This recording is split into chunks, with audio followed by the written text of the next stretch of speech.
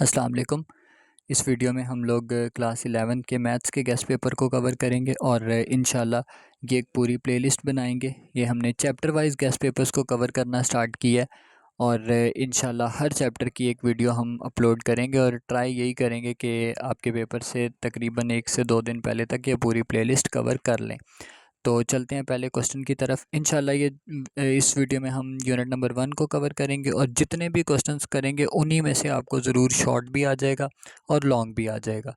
Long के लिए try करेंगे कि एक सेपरेट वीडियो में सब कुछ कवर कर दें। तो चलते हैं पहले क्वेश्चन की तरफ। एक कॉम्प्लेक्स नंबर दिया हुआ है और कहता है मल्टीप्लिकेटिव इन्वर्स कैलकुलेट करो। जब भी आपको मल्टीप्लिकेटिव इन्वर्स कैलकुलेट करने को बोले तो हमारे पास एक सिंपल सा फार्मूला है कि जिस कॉम्प्लेक्स नंबर का मल्टीप्लिकेटिव इन्वर्स निकालना है उसके दोनों मैग्नीट्यूड्स को लिखा जाए ए बी को और उसका इन्वर्स कैलकुलेट करना है। फार्मूला है A over A square plus B square comma minus B over A square plus B square. इसमें हमारे पास ए क्या काम करेगा, ए अंडर रूट 2 होगा और बी आपके पास -√5 होगा। तो फार्मूला आपने याद करना है, जस्ट इस फार्मूला में वैल्यू पुट करनी है और आपका क्वेश्चन सॉल्व हो जाएगा। ए की जगह मैंने अंडर रूट 2 लिख दिया, नीचे ए का स्क्वायर है तो अंडर रूट 2 का स्क्वायर प्लस बी का स्क्वायर है तो -√5 का स्क्वायर, इसी तरीके से माइनस बी है तो अंडर रूट 5 और चूँकि उसके साथ भी माइनस है तो मैं माइनस ही लगाऊंगा ओवर ए का स्क्वायर यानी अंडर रूट 2 का स्क्वायर प्लस बी यानी -√5 का स्क्वायर। तो under root 2 as it is, ये 2 का स्क्वायर कैंसिल, 5 का स्क्वायर भी कैंसिल, माइनस का स्क्वायर माइनस माइनस प्लस हो जाएगा तो हमारे पास 2 + 5 बचा जो कि 7 होता है। और इसी तरीके से minus minus plus under root 5 और नीचे अगेन 2 का स्क्वायर 5 का स्क्वायर कैंसिल, माइनस का स्क्वायर पॉजिटिव हो जाएगा और 2 + 5 अगेन 7 हो जाएगा। तो ये हमारे पास मल्टीप्लिकेटिव इन्वर्स कैलकुलेट हो गया। नेक्स्ट बीसी टाइप का क्वेश्चन है 1-0। मैंने उसको एक सेपरेट मेथड से भी सॉल्व कर दिया, आपको जो बेहतर लगे, दोनों एग्जैक्टली एक्यूरेट है। अपने सवाल को लेट कर लें कि वो z है और मल्टीप्लिकेटिव इन्वर्स का मतलब है 1/z। इस -1 का मतलब भी है मल्टीप्लिकेटिव इन्वर्स और इस 1/z का मतलब भी मल्टीप्लिकेटिव इन्वर्स ही है। फार्मूला दोनों के लिए सेम रहेगा, जस्ट मैंने पैटर्न में थोड़ी सी चेंजिंग की, जो आपको ईजी लगे वो कर लें।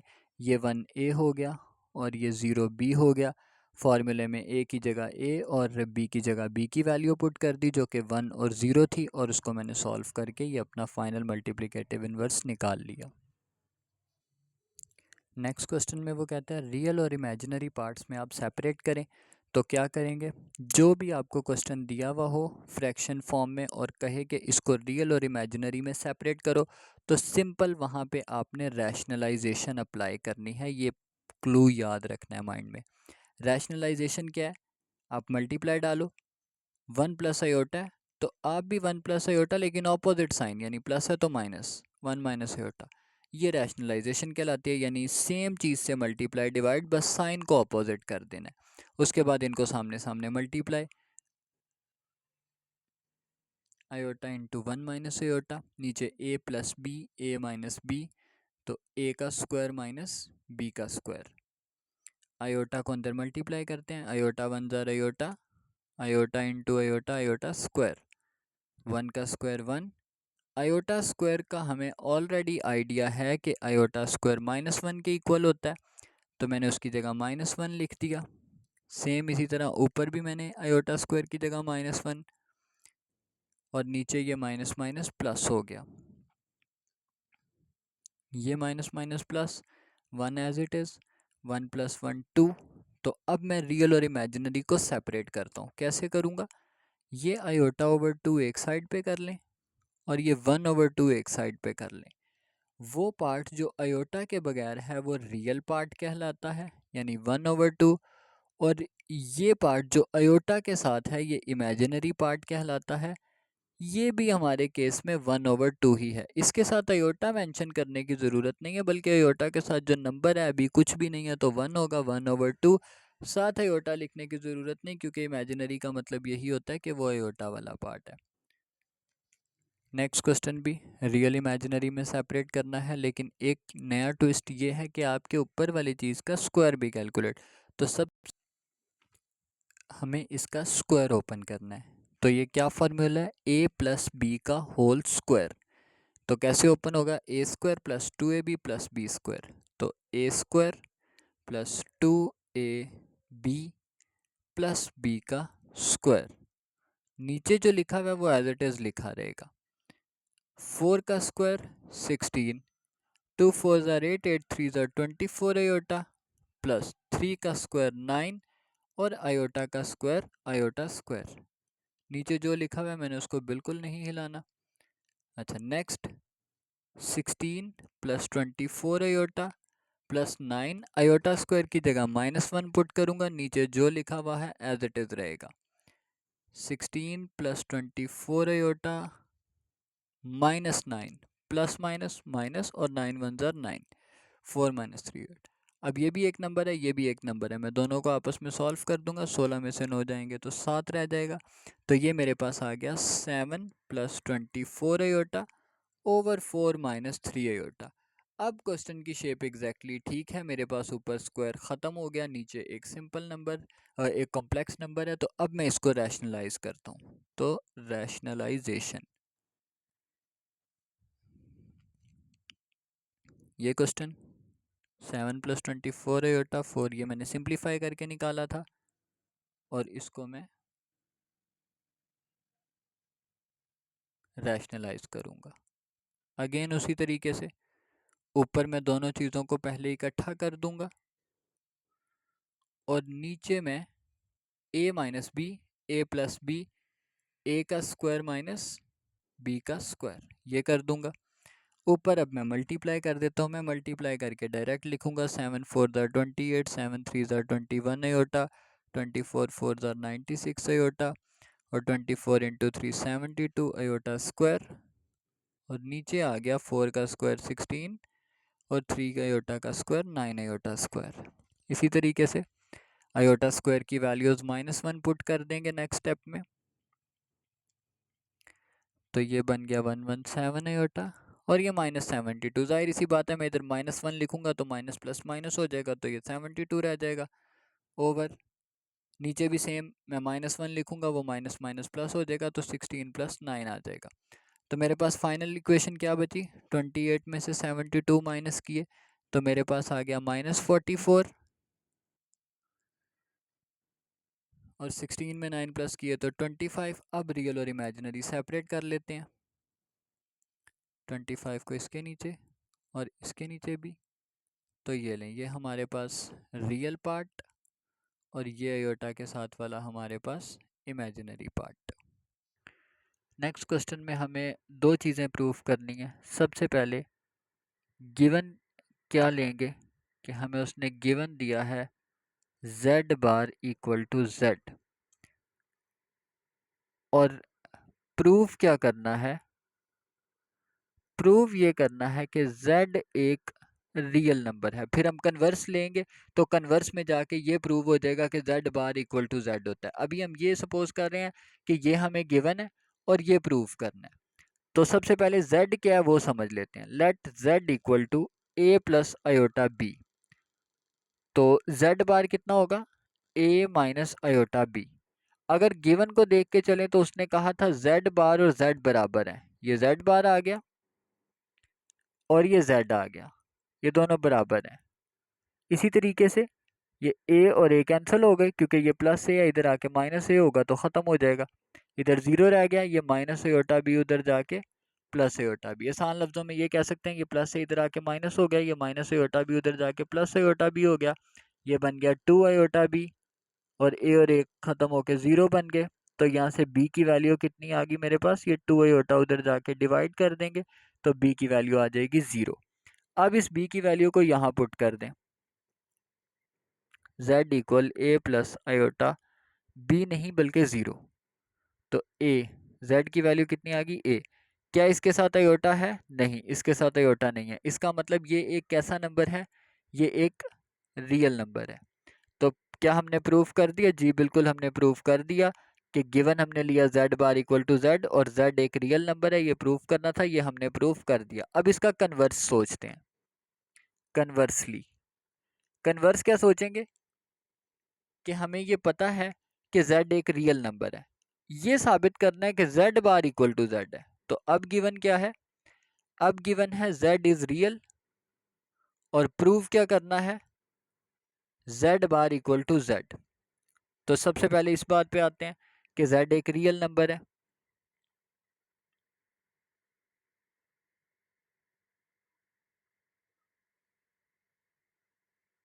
z a था, मैंने जीरो योटा खुद से ऐड कर दिया। z बार क्या होगा, a माइनस जीरो योटा। अच्छा, क्या मैं ये कह सकता हूँ कि a प्लस जीरो योटा का मतलब a ही है, क्योंकि जीरो योटा तो जीरो इंटू योटा जीरो ही हो जाएगा। और इसी तरीके से z बार लिया तो ये प्लस की जगह माइनस लगा दिया, लेकिन कोई फर्क नहीं पड़ेगा, ये जीरो इंटू योटा जीरो हो जाएगा, फिर पीछे a बचेगा। तो z और z बार दोनों का आंसर a आया। तो देखें, हमने ये प्रूव कर दिया कि z बार और z बराबर है। तो हमने इसको कन्वर्स ले जाके प्रूव किया, पहले हमने इसको रख के प्रूव किया और देन कन्वर्स जाके। इस क्वेश्चन में उसने कहा है कि z कॉम्प्लेक्स नंबर है, तो हमें ये शो करना है कि z plus z bar divided by 2 करें तो एक रियल नंबर आएगा। मैंने सबसे पहले लेट किया कि z किसके बराबर है, a प्लस अयोटा b के। z बार किसके बराबर होगा, a माइनस अयोटा b के। उसके सवाल के अकॉर्डिंग z और z बार को प्लस किया जाए। ये मैंने z लिखा a प्लस अयोटा b, ये मैंने z बार लिखा a माइनस अयोटा b, दोनों को प्लस कर दिया। अयोटा b और माइनस अयोटा b कट गए, a और a प्लस होके 2a आ गया, 2 से कैंसिल, पीछे a बचा।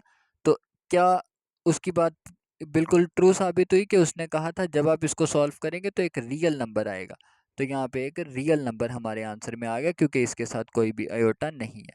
बिल्कुल इसी तरीके से अगले क्वेश्चन में वो कह रहा है कि जब आप z के मॉड्यूलस का स्क्वायर लोगे तो वो इक्वल आएगा z डॉट z बार के। ये हमें प्रूफ करना है कि जब आप z के मॉड्यूलस का स्क्वायर लोगे तो वो z डॉट z बार के इक्वल आएगा। सबसे पहले लेट कर लें कि z बराबर है a प्लस अयोटा b के। मॉड्यूलस ऑफ z किसके बराबर होगा, मॉड्यूलस का फॉर्मूला होता है ए स्क्वायर प्लस बी स्क्वायर, यानी जो यहाँ चीज़ लिखी यहाँ चीज़ लिखी उसका स्क्वायर ले लो और रूट में डाल दो, ये मॉड्यूलस होता है। तो जब हम मॉड्यूलस का स्क्वायर लेंगे तो किसके बराबर आएगा, सिर्फ इतना डिफरेंस आएगा कि ये स्क्वायर इससे कैंसिल आउट हो जाएगा, तो मॉड्यूलस ऑफ जेड स्क्वायर आ गया ए स्क्वायर प्लस बी स्क्वायर। अब क्या करना है, जेड और जेड बार को मल्टीप्लाई करना है। तो जेड कितना, ए प्लस अयोटा बी, और जेड बार कितना आएगा, ए माइनस अयोटा बी। तो फॉर्मूला क्या है, A plus B, A minus B, A का स्क्वायर माइनस बी का स्क्वायर, ए का स्क्वायर ए स्क्वायर, अयोटा का स्क्वायर अयोटा स्क्वायर, बी का square B square. Iota square -1 के बराबर, वो माइनस इसको इस माइनस को प्लस कर देगा, तो A square plus B square. ये हमारे पास z डॉट z बार का आंसर, और यही हमारे पास लेफ्ट हैंड का और यही हमारे पास राइट हैंड का, इसका मतलब प्रूव्ड है। नेक्स्ट क्वेश्चन बहुत ही सिंपल है। आपने 3g1 प्लस g2 बार इस एक्सप्रेशन को सॉल्व करना है और फाइनली इसका मॉड्यूलस ले लेना है। तो काफ़ी सिंपल है, आप 3 लिखेंगे, आगे z1 की जगह z1 की वैल्यू लिख देंगे, प्लस z2 की जगह z2 की वैल्यू लिख देंगे, और z2 की बार सॉल्व करवा देनी है। मॉड्यूलस बिल्कुल लास्ट पे लेना है जब आप पूरे एक्सप्रेशन को सॉल्व कर चुके होंगे। 3 2 ज़ार 6, 3 7 ज़ार 21 अयोटा। अच्छा, इसकी हम बार सॉल्व कर लेते हैं। बार का मतलब क्या, ये दरमियान वाले साइन को बस चेंज कर दो, अयोटा के साथ जो भी साइन है उसको चेंज कर दो। अब 6 और प्लस माइनस -5 हो जाएगा, तो ये एक्सप्रेशन आ गया। देन 6 में से 5 गए 1, 21 अयोटा में से 3 अयोटा गए तो 18 अयोटा। अब आप इसका मॉड्यूलस सॉल्व करवा लें। वो कैसे सॉल्व होगा, स्क्वायर रूट 1 का स्क्वायर प्लस 18 का स्क्वायर। अब आप इसका स्क्वायर लेके जो भी आपके पास आंसर आए उसको लिख दें, आपको इसका मॉड्यूलस मिल जाएगा। बिल्कुल इसी तरीके से मैंने नीचे वाले क्वेश्चन सॉल्व कर दिए। आप जस्ट इसको एक बार देख लें। 7 5 ज़ार 35, 7 3 ज़ार 21 आयोटा, माइनस की वजह से अंदर वाले साइंस चेंज हो गए। 2 2 ज़ार 4, 2 7 ज़ार 14 आयोटा। और नंबर और नंबर आपस में सॉल्व, आयोटा और आयोटा आपस में सॉल्व हो गए। और हमने इन दोनों का फाइनल मॉडुलस निकाल लिया। ये याद रखना है, मॉडुलस में हमेशा दरमियान में प्लस रहेगा, चाहे आपके एक्सप्रेशन के साथ माइनस ही क्यों नहीं है, आपके आयोटा के साथ माइनस क्यों नहीं है, आप बस उसको ब्रैकेट के अंदर रखोगे, दरमियान में हमेशा फार्मूले के प्लस ही रहेगा। वो ये फार्मूला है इसका basically, a² + b²।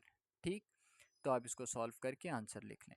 Next question थोड़ा सा ट्रिकी। उसने Z1 की वैल्यू लिखवाई, Z2 की वैल्यू लिखवाई, कहा इनको प्लस करो। हमने उनको प्लस कर दिया, plus minus minus plus plus plus, और इनको आपस में सॉल्व किया। देन उसने कहा इनका क्यूब भी लो। तो क्यूब का क्या फॉर्मूला है? a³ + b³ + 3ab × a + b। मैंने इसी फार्मूला में वैल्यूज पुट करना स्टार्ट की। a³ + b³ + 3ab × a + b। और क्या किया? इसका क्यूब ओपन किया। अच्छा, यहाँ पे मेरे पास आयोटा के ऊपर क्यूब आ गया। आयोटा क्यूब की वैल्यू कितनी है? बड़ा सिंपल है इसको सॉल्व करना। आयोटा क्यूब असल में आयोटा स्क्वायर और आयोटा 1 का कॉम्बिनेशन है। आयोटा स्क्वायर -1 के बराबर होता है और आयोटा एज इट इज़, तो ये बन गया माइनस आयोटा। तो असल में ये जो आयोटा क्यूब है ये माइनस आयोटा के बराबर होता है। वो माइनस ने पीछे वाले प्लस को माइनस कर दिया, बाकी आयोटा क्यूब की जगह आयोटा आ गया। इसी तरह मैंने 90 को भी अंदर मल्टीप्लाई कर दिया और ये मेरे पास उसका सोल्यूशन आ गया। देन मैंने आयोटा स्क्वायर की जगह -1 पुट किया, उसने इस पीछे वाले माइनस को प्लस कर दिया। नंबर और नंबर सॉल्व हो गए, आयोटा और आयोटा सॉल्व हो गया। और उसके बाद मैंने इन दोनों चीज़ों को मॉडुलस में पुट किया और मॉडुलस के फार्मूले के थ्रू आप इसको सॉल्व करवा लेंगे। इस क्वेश्चन में आपको आयोटा की लीस्ट पॉजिटिव वैल्यू निकालनी है n की। तो कैसे सॉल्व करेंगे? सबसे पहले हमें जो एक्सप्रेशन दिया हुआ है उसको देख लेते हैं। 1 + आयोटा ओवर 1 - आयोटा और उसकी पावर 2n है, इक्वल टू 1 दिया हुआ है। और हमसे कहा गया है कि इस n की लीस्ट पॉजिटिव वैल्यू निकालो। तो सबसे पहले 1 + iota over 1 - iota fraction form में है, मैं इसको रैशनलाइज करूँगा। रैशनलाइज कैसे करूँगा? नीचे जो दिया हुआ है इसका ऑपोजिट साइन लगाऊंगा और रैशनलाइजेशन स्टार्ट करूँगा। मैंने रैशनलाइज किया और मुझे आंसर मिल गया आयोटा। कैसे? वो ऊपर दोनों सेम थे, मैंने उसका स्क्वायर बना लिया। नीचे a - b a + b, a का स्क्वायर माइनस b का स्क्वायर बन गया। और मैंने यहाँ पे a + b का होल स्क्वायर ओपन कर लिया। और देन मैंने नीचे वो जिस तरह सॉल्व हो रहा था करके आयोटा अपना आंसर निकाल लिया। यानी आसान लफ्ज़ों में बताऊँ तो मेरे पास 1 + आयोटा ओवर 1 - आयोटा का जो आंसर है ना वो आयोटा आ गया। तो मैंने क्या किया? मैंने इस पूरे की जगह इसका जो आंसर आयोटा आया था वो आयोटा लिख दिया। इसके ऊपर 2n है, वो 2n इसके ऊपर मौजूद रहा, इक्वल टू 1 मौजूद रहा। अब यहाँ पे रुक के एक बात सोचनी है, जो 1 है ना असल में वो आयोटा 4 है। कैसे? कि आयोटा 4 क्या होता है? आयोटा स्क्वायर का स्क्वायर, आयोटा स्क्वायर -1 के बराबर, और -1 का जब हम स्क्वायर लें तो वो माइनस माइनस +1 आता है। यानी आसान लफ्ज़ों में मैं ये कह सकता हूँ कि ये +1 जो है वो आयोटा 4 के बराबर है। तो मैंने क्या किया? ये जो +1 है इसकी जगह पे क्या लिख दिया? आयोटा 4।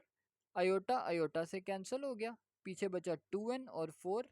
तो 2n और 4 लिख दिया। ये 2 इधर मल्टीप्लाई, उधर जाके डिवाइड, तो 2 2 ज़ार 4 हो गया। और मेरे पास n की जो वैल्यू आ गई है वो कितनी आ गई है? 2।